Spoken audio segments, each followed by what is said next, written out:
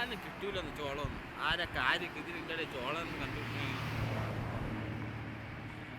വെള്ളമൊക്കെ ഇല്ലേ കളി, എന്തിനാ പേടിക്കുന്നത്? നമ്മളെ നാട്ടിലുണ്ടോ അങ്ങനത്തെ സംഭവം അല്ലേ?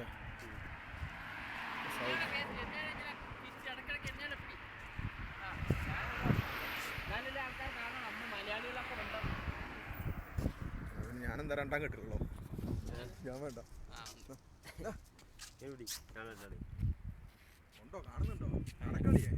ഞാൻ നടന്നാൽ നിങ്ങളെ കാണാൻ പറ്റും.